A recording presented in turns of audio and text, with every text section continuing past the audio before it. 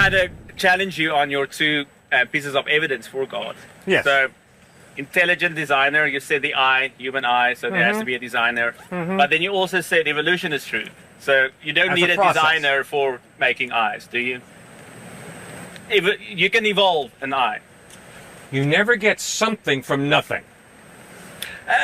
Quantum physics, again, kind of challenges that one. No, it doesn't. Yes. It challenges it, but it cannot make a strong case. Why? Because it's a philosophical issue. It's not a scientific issue. Can you get something from nothing? There's a book called Something from Nothing. A Universe from Nothing by Lawrence Krauss. Have you read it? So, no, I've not read it. Okay. No, it's impossible philosophically for you to get something where there's nothing. It's irrational. The only thing that comes from nothing is nothing.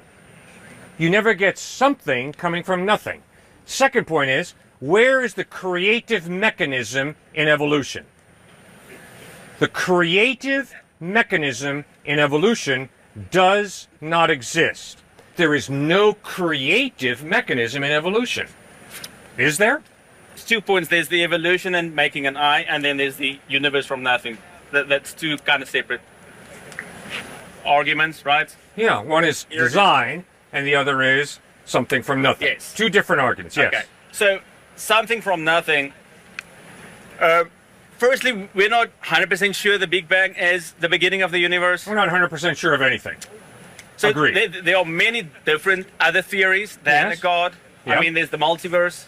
God is one of many theories for how our universe came to be. Would you agree? No. There are many different theories. Agree with you on that. But no. The idea of a multiverse has zero evidence to support it. I would It's not agree impossible with that. to... well, all right, fine. What's the evidence that they're multiverses? Cosmic inflation. So directly after the Big Bang, there was a period of inflation. Not the inflation we see in the universe now. There was a speeded up inflation period. And the best explanation for that at the moment is kind of like a mother universe with many patches that experience inflation. And so there's many universes out there. That's kind of the one. The mother universe. And yes. And then has little progeny of the different universes. What on earth does that mean? it means there's a kind of bigger reality outside of the universe we see and know. What's the evidence that there's a bigger reality outside of this universe that we live in? There are different models. Models? Yes. So because there's someone has, with a fertile imagination, come up with another model? Like the God hypothesis, yes. That's also just a model. No, it's not. It is based on my experience of reality, which is, you don't get order and design by accident. Yeah, This BMW is not a result of an explosion in a junkyard. No. Shakespeare's plays are not a result of an explosion over a computer or from monkeys tapping on the computer. You only get order and design, be it a building, a car, an article of clothing, if there's a rational mind involved. That's not entirely true. Well, then give me some examples that contradict but again, there's two different arguments here. There's the universe one, and then there's design or kind of complex, mechanisms out there, like the eye. Or you can get humans from evolution, starting with a basic replicator. Oh, I said that. I agreed with that. But why do you then need a designer? When Because you, can get you it do not have order and design without an intelligent mind involved. But And we- secondly, you we don't get just agreed something you coming do. from nothing. It's impossible. Again, that's two different arguments. Let's I'm aware it's two different arguments. Which one do you want to argue? Let's say You choose. let's do the evolution one, right? Okay. So imagine there's a very basic molecule, right? And it can replicate itself in the primordial soup, as it's been called. Over 4 billion years, directed by natural selection, not a designer, not a god, you can evolve complex life, starting from a very simple basic building block. Do you agree with that or not? I think it's rather clear that it's impossible to get a genetic code out of primordial soup by accident. The genetic code where proteins are allowed to be produced is far too complex a genetic code for me to say, okay, it's all just an accident. It just happens by chance.